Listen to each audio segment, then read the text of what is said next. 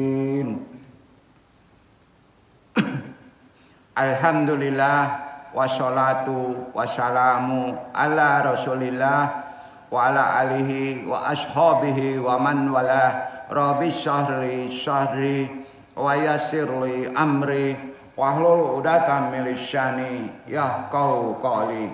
Ya Allah, ya Rabbku, lapangkanlah untukku dadaku, mudahkanlah untukku urusanku, uraikanlah simpul pengikat lisan ini, baik pentalim maupun yang ditalimi, agar bisa memahami perkataan dan taklim ini dan Allah meridainya.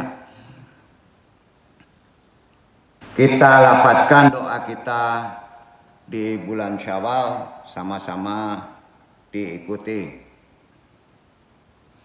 Bismillahirrahmanirrahim. Bismillahirrahmanirrahim.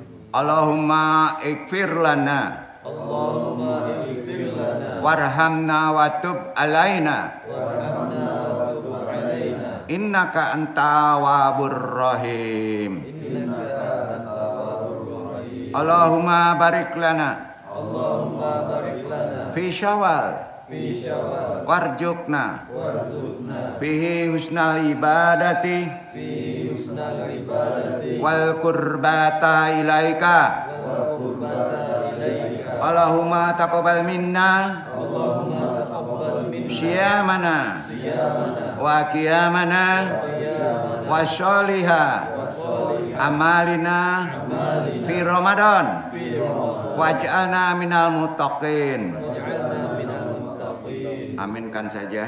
Ya Allah, ampunilah kami, rahmatilah kami, terimalah tobat kami.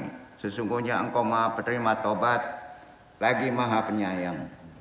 Ya Allah, berkahilah kami di bulan Syawal dan karuniakanlah kepada kami ibadah yang baik, serta bisa mendekatkan diri selalu kepadamu ya Allah. Ya Allah, terimalah puasa kami, sholat malam kami, dan amal soleh kami selama di bulan Ramadan, serta jadikanlah kami termasuk orang-orang yang bertakwa. La haula wala quwata illa billahil aliyil azim. Alhamdulillahirabbil alamin. Amma ba'du, langsung kita ke tajuk risalah.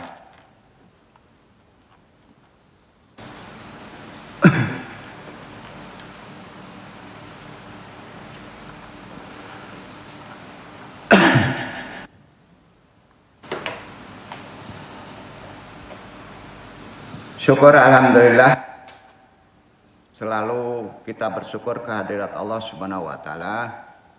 Dengan kodrat iradatnya juga rahmatnya, kita masih bisa datang ke tempat ini untuk berthalibul ilmi.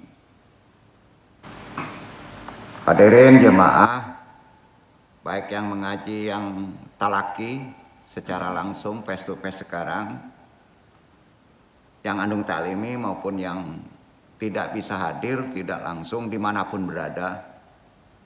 Yang kita hormati, sahibil fadilah, kita muliakan guru kita, Lamanu. Semuanya rahimakumullah. Hadihil marata sunataksi sunwa wanawani kultum. Al-Ghabiul Fakiri. Tajuk kultum kita tadi sudah disebut, al-fakir yang bodoh ini sebagai pentaklim. At-Tawairitu ruhaiyatu fi al-ilmi at-tasyawufi, atau revolusi spiritual ajaran tasawuf bab 1. Itu yang kita bahas. Kita urai satu-satu dulu. Kita pahami dulu ya, bukan andung menggurui, takut lupa. Kata revolusi kita pahami dulu. Revolusi itu arti intinya suatu perubahan. Itu revolusi. Jadi kita harus berubah. Yang berlangsung revolusi itu cepat. Revolusi itu cepat. Tahun kemarin kita bagus ekonomi, sekarang ambruk. Nah, itu kan cepat perubahannya. Ada yang disebut krisis moneter, krisis ini nggak kita kaji. Selama hukum alam berubah cepat menjadi kita susah, kita pun harus berubah cepat. Itu seorang muslim, itu namanya revolusi, ya. Nah, Ajaran Islam tuh revolusinya diutamakan kepada kesifatan batin, ya. Harus cepat kita berubah. Kalau enggak kita udah siap-siap deh stagnan. Ya. Jadi secara cepat harus berubah dan menyangkut dasar atau pokok-pokok kehidupan itu. Jadi kita nggak stagnan, mesti gimana gitu. Tentunya kuncinya petunjuk Allah ya. Dalam revolusi perubahan yang terjadi dapat direncanakan. Ya, kita nggak kaji siapa yang merencanakannya. Ya. Atau tanpa direncanakan. Bisa terjadi kan? Ya. Terlebih dahulu nggak direncanakan, tahu-tahu berubah aja. Bisa jatuh ekonomi kita. Ya. Contoh PHK kan merebak. Ya, tanpa kita sadari kan? Ya. Kejoliman orang menjadi-jadi. Ya. Kadang-kala tanpa ada perencanaan, tapi ada pula revolusi itu yang direncanakan. Apakah COVID direncanakan? Wallahu a'lam. Nah, terkait ekonomi kan? Nah, kita nggak boleh menuduh. Itu semua memang kehendak Allah. Ya. Tapi kalau perubahan campur tangan manusia itu tinggi, biasanya jolim.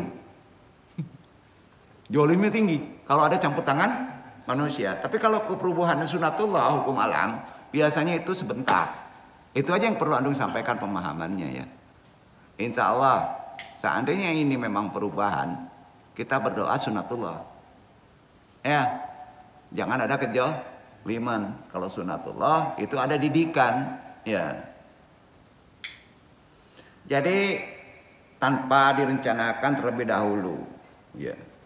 Dan dapat dijalankan tanpa kekerasan aksesnya atau melalui kekerasan. Contoh perubahan revolusi Indonesia dulu udah merdeka, ada revolusi PKI, timbul kekerasan. Nah, ini menyangkut kehidupan kita loh. Islam ngajarin tuh. Nah, ini jarang dipikirkan. Jadi ukuran kecepatan suatu perubahan bersifat relatif. Ya, sifatnya relatif. Jadi kalau antum memprediksi misalnya gini, moneter ini sampai tahun sekian nggak boleh sebenarnya. Nggak boleh memprediksi begitu. Kalau berkendak besok clear, antum kaya jadi kaya kan? Ya kan? Ya. Jadi apapun juga sandarkan aja ke Allah. Itu seorang mukmin sejati. Jadi ukuran kecepatan dalam perubahan kondisi sekarang itu relatif. Ada yang diuntungkan, ada yang tidak diuntungkan. Kalau diuntungkan, alhamdulillah. Kalau tidak diuntungkan, jadikan energi untuk pembelajaran kan gitu ya. Nah, itu kata revolusi. Judul kajinya kan ada revolusinya tadi. Iya kan? Nah, itu yang kita bahas. Ya. Sekarang kita bahas kata spiritual. Banyak yang nggak tahu nih. Nah, kan revolusi spiritual kan? Nah, spiritual untuk sampaikan dulu ya. Nah, akademis banget kan? Enggak. Takut salah prediksi dalam konteks kaji. Ya. Gini. Spiritual atau spiritualitas itu istilah yang tidak asing bagi masyarakat, bagi kita sehari-hari. Orang sering nyebut, wah itu spiritual mah. Paling sandarnya gaib ya. Gitu kan? Atau batin. Kan gitu tuh. Nah. Tapi banyak salah makna tuh. Itu nggak asing sebetulnya di kata kehidupan sehari. Apalagi kata spiritual berkaitan erat dengan keyakinan. Umumnya kata spiritual itu berkaitan dengan agama. Pasti itu. Kaitannya ke sana. Orang itu spiritual banget, pasti kuat agamanya kan itu. Jadi jangan sandarkan ke Islam aja. Kristen juga spiritual ada. Buddha spiritual, ya. Nah. Jadi kaitannya itu erat dengan agama yang dianut bagi individu seseorang. Hal inilah yang membuat penggunaan istilah spiritual selalu berhubungan dengan keagamaan. Namun sebenarnya apa itu spiritual? Bagaimana cara kerjanya yang tepat? Khusus istilah spiritual kita perdalam sedikit ya. Karena masih banyak khususnya kaum muslim yang salah memaknainya. Kata spiritual memiliki arti berhubungan dengan atau bersifat kejiwaan atau bersifat batin. Dari kata spiritual itu bersifat hubungan ke batin atau ruhani. Secara umum pengertian spiritual sendiri adalah segala hal yang berkaitan dengan hal-hal yang tidak terjangkau oleh mata, akal, kegoiban. Ya, hubungannya ke sana. Nah, betul Ustaz Aris. Nah, ini kan beliau ahli tasawuf. Nah, dong tanya dulu, kan hubungannya ke sana spiritual. Ya, gitu ya. Nah, jadi kasat mata lah gitu ya. Itu hubungannya spiritual tuh, kaitannya tuh. Ya. Hal inilah yang membuat spiritual dimaknai sebagai upaya untuk melihat ke dalam batin. Kalau ada masalah, ajaran Islam, lihat batin antum sendiri dulu, jangan dulu keluar. Introspeksi namanya. Ya. Memang pada dasarnya spiritual ini berhubungan dengan segala sesuatu yang tidak diketahui atau ketidakpastian. Kita prediksi kan nggak tahu nih, sampai kapan ini kayak gini Indonesia. Itu spiritual harus dinaikkan, maka kita peka. Ya, itu ada ajarannya. Jadi tidak yang kita ketahui, ketidakpastian dalam kehidupan khususnya. Karenanya spiritual merupakan kebutuhan untuk mempertahankan, mengembalikan keyakinan, memenuhi kewajiban agama, serta kebutuhan untuk mendapatkan maaf, pengampunan, mencintai, menjalin hubungan, rasa percaya dengan Tuhan kita. Karena itu cara kerjanya spiritual. Banyaknya dampak positif dari spiritualitas, ya. Jadi positifnya banyak itu kalau orang cerdas spiritualnya gitu bahasanya. Nah, maka orang-orang sekarang kan dimotivasikan jadi spiritual quants, gitu kan? Ya, nah, itu cerdas spiritualnya atau pola berpikir secara batin, ya. Cara kerja spiritualitas banyak dampak positifnya. Dari spiritualitas membuat banyak orang tertarik akhirnya guna memperdalam ilmu ini. Secara awam orang banyak menyebutnya ilmu batin, padahal itu spiritualitas, ilmu batin. Nah, di Islam ada nggak? Ada, namanya tasawuf. Namanya apa? Ilmu tasawuf. Nah, jadi beberapa ini adalah beberapa tindakan yang bisa kita lakukan untuk mendapatkan kepekaan kecerdasan spiritual. Satu, number one. Oh, gitu ya. Ketata ya, gampang ininya kan. Ini kan andung dosen nih. Mursyid itu kan dosen sejati ya, gitu ya. Nah, karena yang datang-datang ini ST-nya teler semua kan. Enggak yang di sini, yang di luar sana gitu ya. Satu. Satu ya. Ya. Supaya dapat spiritualnya, kan nggak bisa ngatasi sekarang. Ya, satu, fokus, ya silakan, fokus terhadap orang lain dengan bersikap empati, tahu nggak?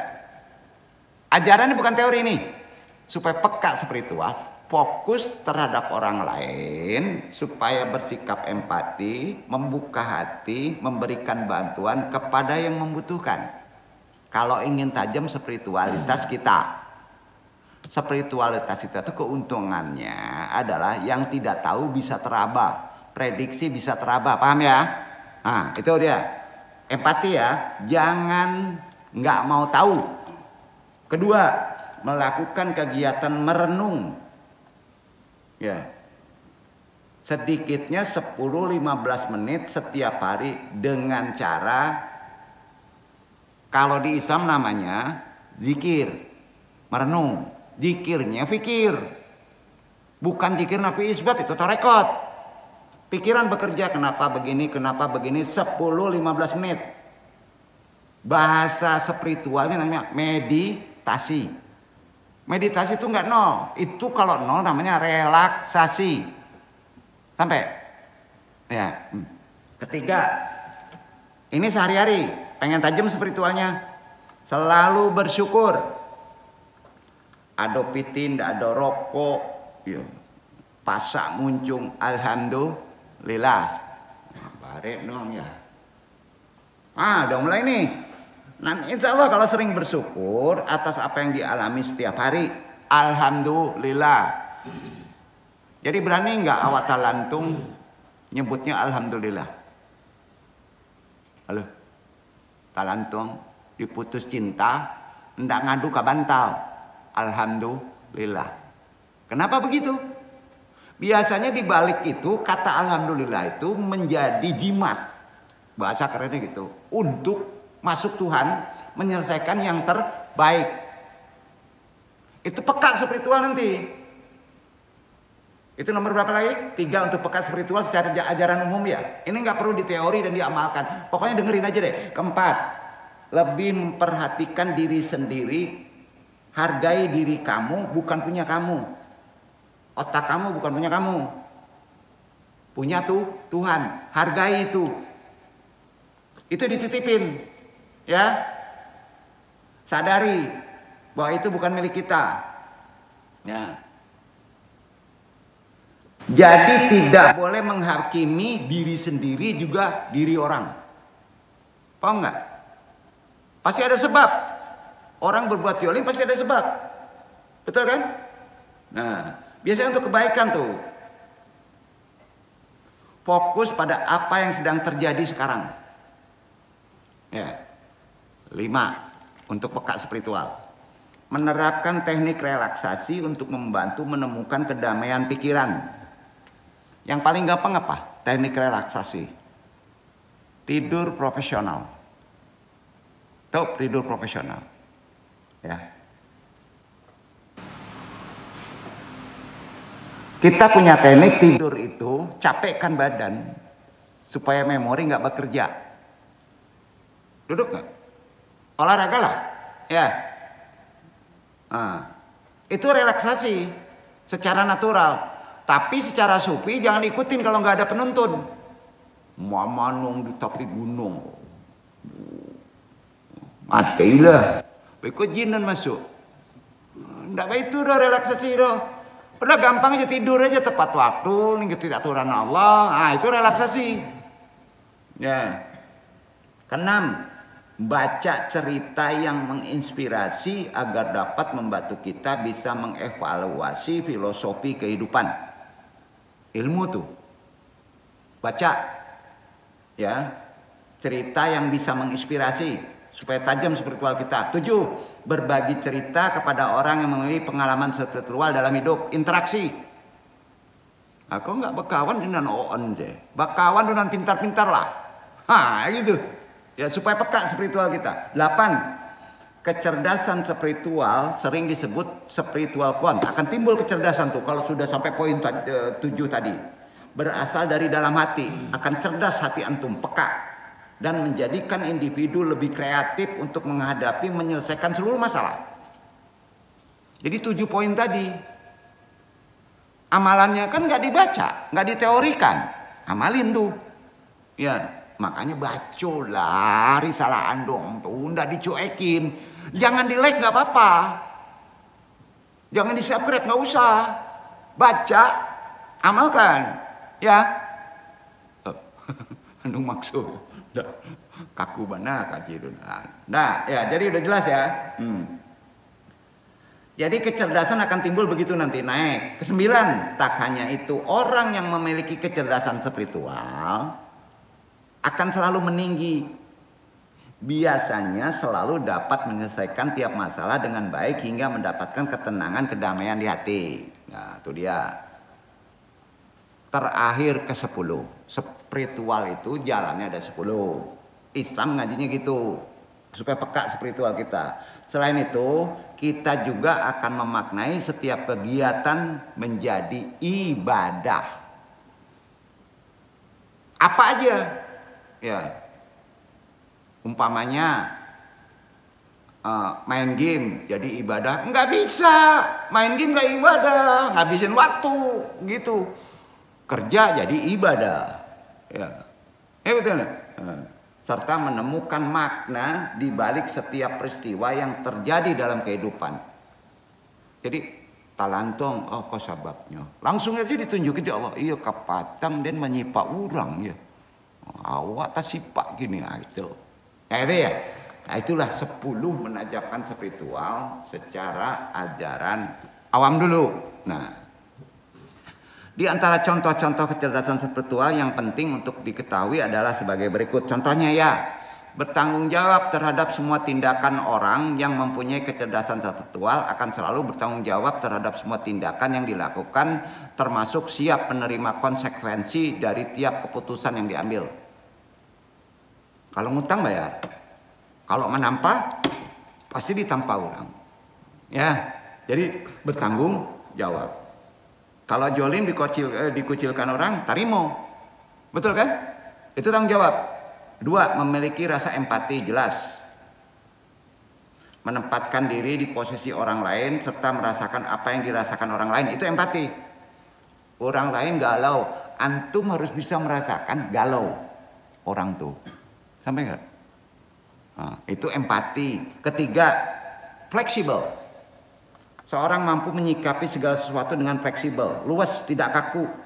Termasuk pribadi yang memiliki kecerdasan intelektual tinggi adalah sikap fleksibel mendorong seorang untuk lebih cepat beradaptasi dan dapat menerima pandangan baru dengan mudah, tidak langsung main debat. Ya. 4, mampu mengontrol emosi. Di Islam juga ditekankan itu. Ya. Bukan nggak boleh emosi dikontrol. Seorang mengetahui cara mengekspresikan emosi dengan benar. Kapan harus menangis, kapan harus menahan, kapan harus marah. Tuh. Jadi tidak hanya itu, individu yang memiliki kecerdasan intelektual yang tinggi amat peduli dengan alam dan lingkungan. Main pijak sih apa kok, kecoa.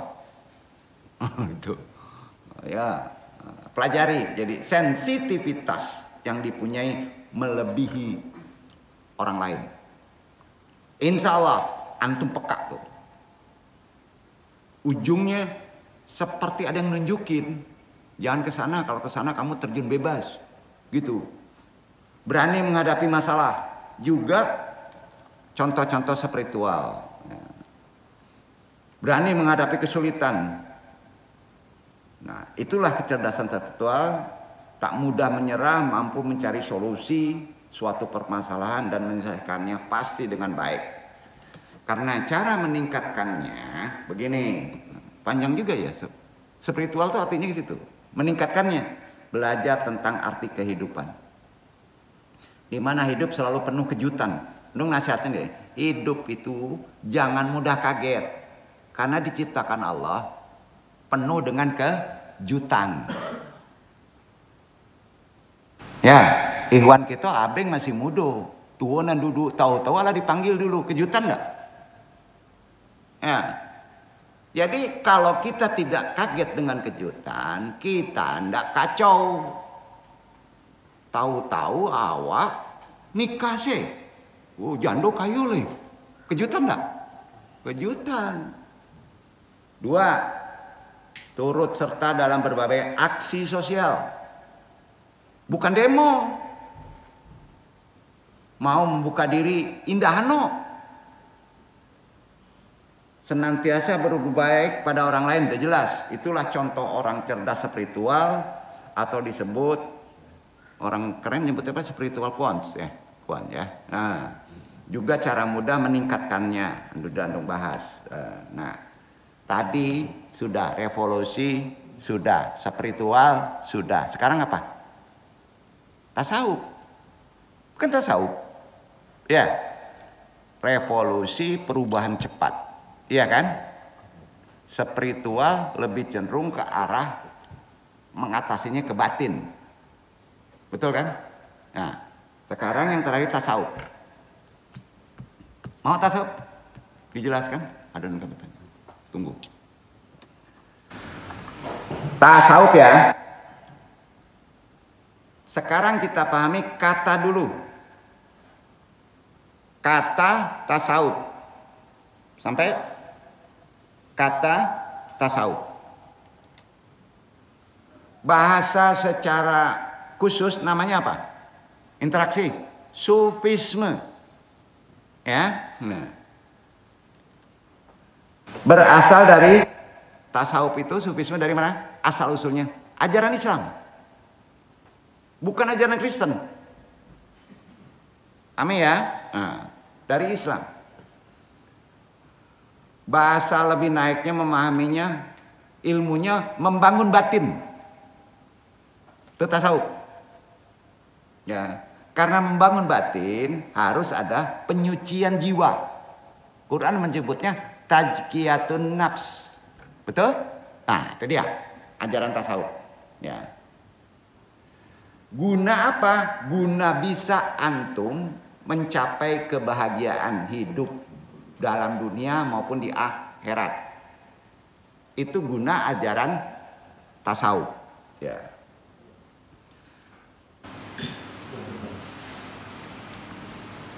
Dan terakhir, bonusnya akan bisa mendekatkan diri kepada Allah Tuhan semesta alam. Ya. Jadi yang namanya tasawuf itu ada perbedaan dengan akhlakul karimah. Ingat, tasawuf itu berbeda dengan akhlak.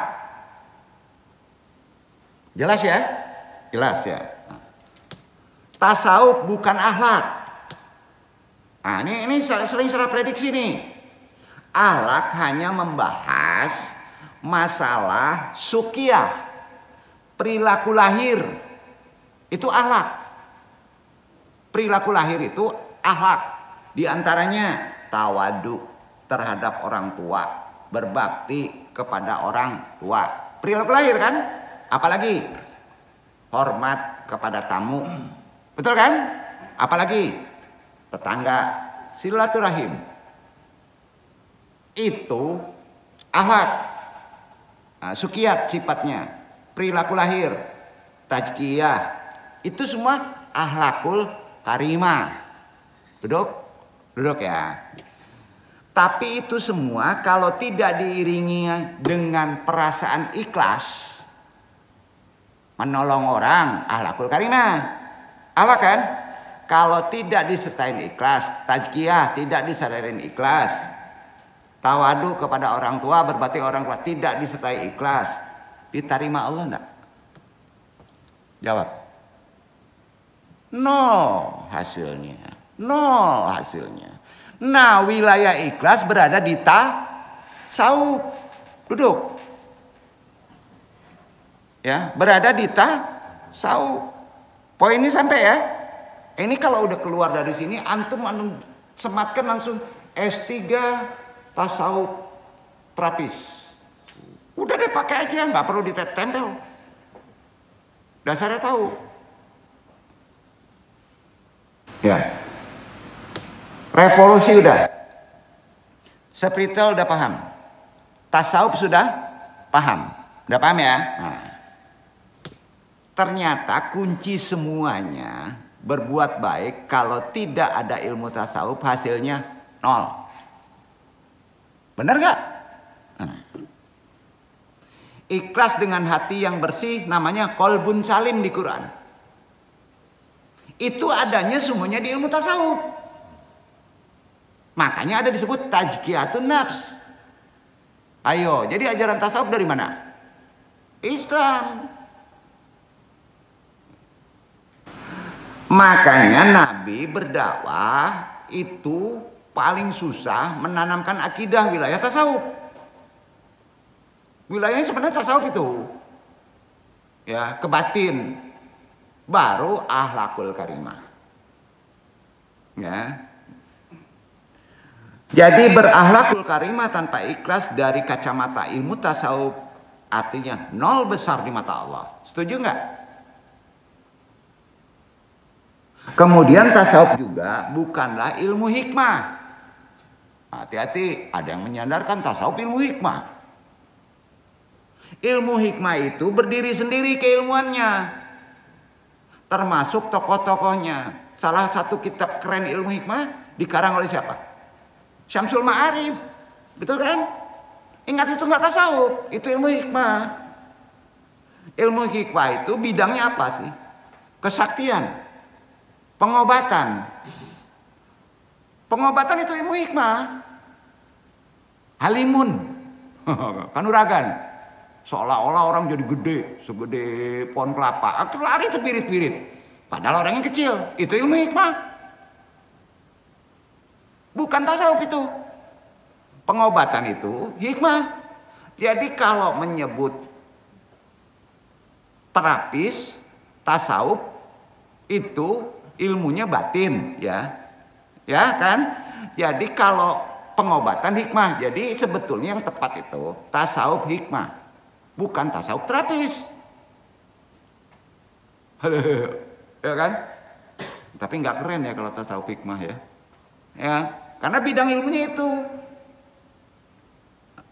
Ilmu hikmah berdiri sendiri keilmuannya, juga termasuk kitab-kitabnya, tokoh-tokohnya. Di antara ya tokohnya Syamsul Ma'arif, banyak lagi. Kalau pengen sakti, pengen bisa ngobatin orang, ilmu hikmah namanya. Itu sama sekali bukan wilayah ilmu tasawuf. Nah, jadi antum kalau beli buku, pelajaran ilmu tasawuf, di sana kebal anti peluru.